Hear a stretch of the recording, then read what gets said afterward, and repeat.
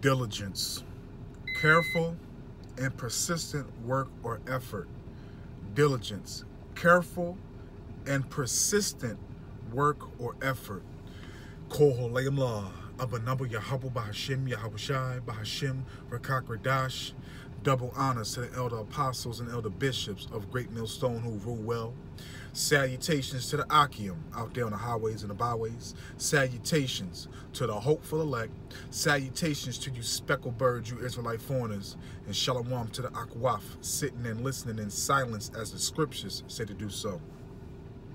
The definition of diligence: careful and persistent work or effort.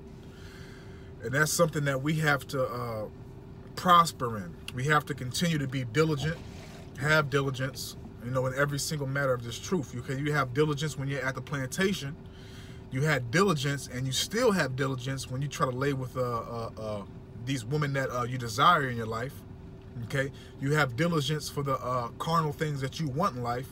Okay, whether it be a pair of Jordans or, you know, new clothes or a vehicle, whatever the case may be. You have diligence for all these. It's like you have diligence for all these things that you desire in the flesh. So why not apply that in the spirit, and also to please and show your loyalty and your dedication and your reverence towards Yahweh Hashem Yahweh Shah. Okay? Let's grab a precept. All right, this is the book of Hebrews chapter 6, verse 11. And we desire that every one of you do show the same diligence to the full assurance of hope unto the end. Okay? So, yeah, you know, a brother might have more spirit in this matter. A brother might have more spirit in that matter. Okay, everybody's given their portion, their gift, and his truth. Okay, every lively stone has a talent and applies it to the truth. Okay, there are certain things that brothers can do better than other brothers. Like, you know, you might have some brothers that are excellent in the Hebrew. You might have some brothers that are excellent in prophecy. You might have some brothers that are excellent in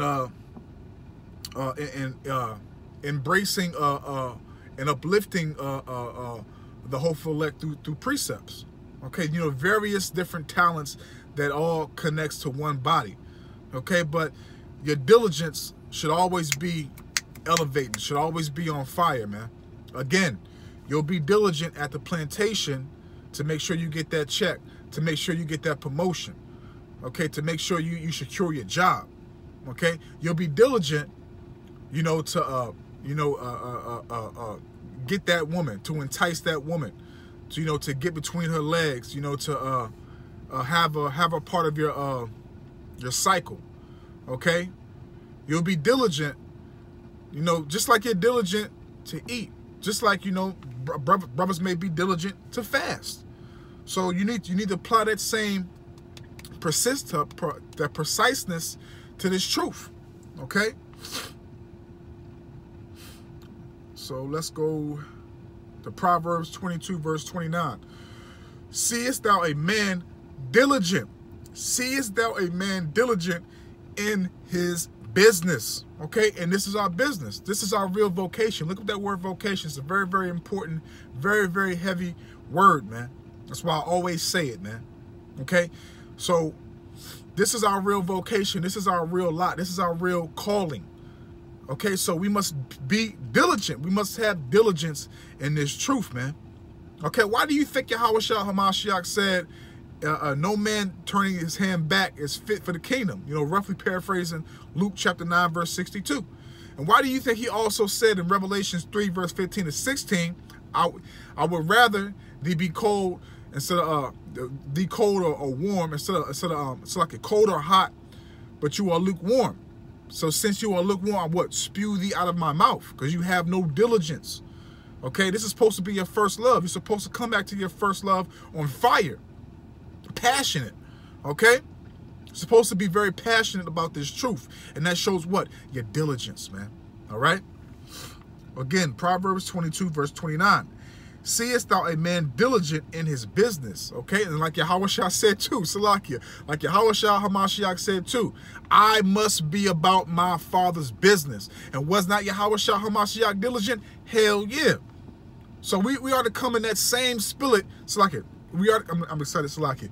We are to come in that same spirit But in the midst of that, you should be asking Yahweh Yahawashi to elevate, amplify that spirit of diligence in you. All right? He shall stand before kings. Okay?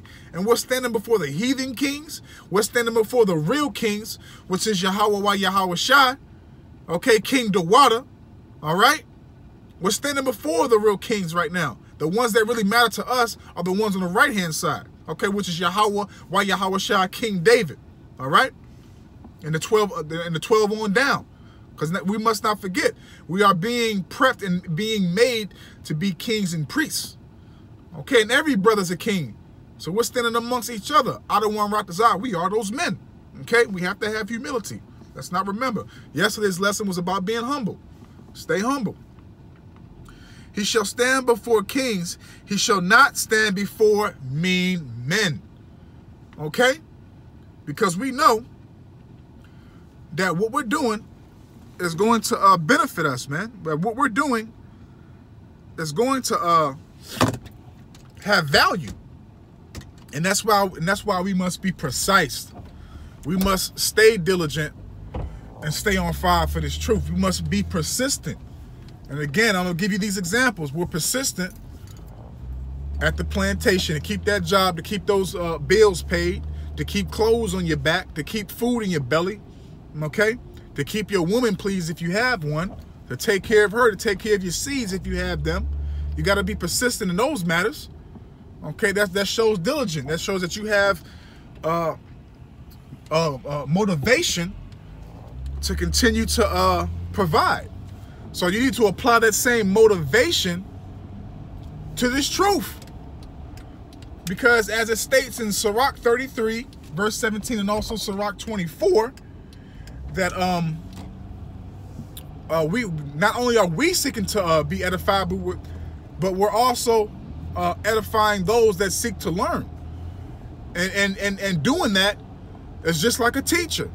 Okay, just like a teacher in Esau's bullshit schools, colleges, high schools, elementary schools.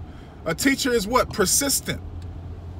Okay, a teacher always has to come back before the summer ends and, start to get her curriculum, her teachings put together. A teacher has to, work after hours. Matter of fact,